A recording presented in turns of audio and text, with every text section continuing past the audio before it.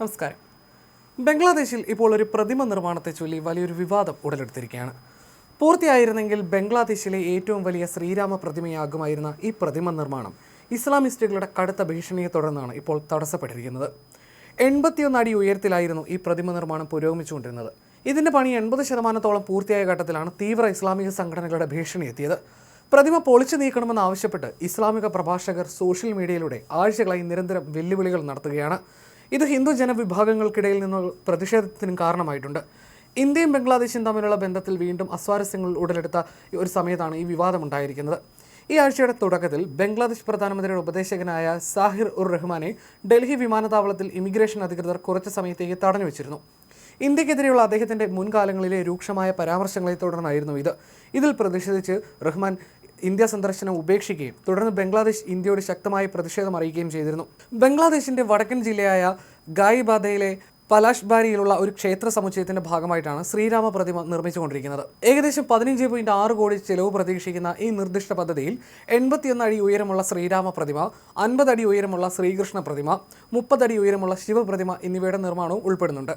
സനാതനധർമ്മത്തിലെ പ്രധാന വ്യക്തികളോടുള്ള ആദരസൂചകമായിട്ടാണ് ശ്രീരാമ പ്രതിമ നിർമ്മിക്കുന്നതെന്നാണ് പദ്ധതിക്ക് പിന്നിൽ പ്രവർത്തിക്കുന്ന ശ്രീ രാധാഗോവിന്ദ ക്ഷേത്ര കമ്മിറ്റിയുടെ പ്രസിഡന്റ് ഹരിദാസ് ചന്ദ്രദാസ് വ്യക്തമാക്കുന്നത്.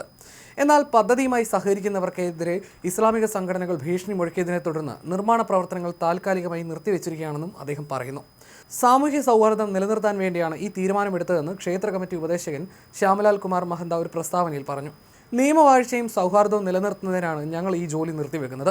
ഒരു തർക്കത്തിന് കാരണമാകാൻ ഞങ്ങൾ ആഗ്രഹിക്കുന്നില്ല. ആരുടെയും മതവികാരം വ്രണപ്പെടുത്താനും ഞങ്ങൾ ആഗ്രഹിക്കുന്നില്ല എന്നും അദ്ദേഹം പറഞ്ഞു. ബംഗ്ലാദേശിലെ എല്ലാവർക്കും അവരുടെ മതം അനുഷ്ഠിക്കാൻ അവകാശമുണ്ടെന്നും അദ്ദേഹം കൂട്ടിച്ചേർത്തു.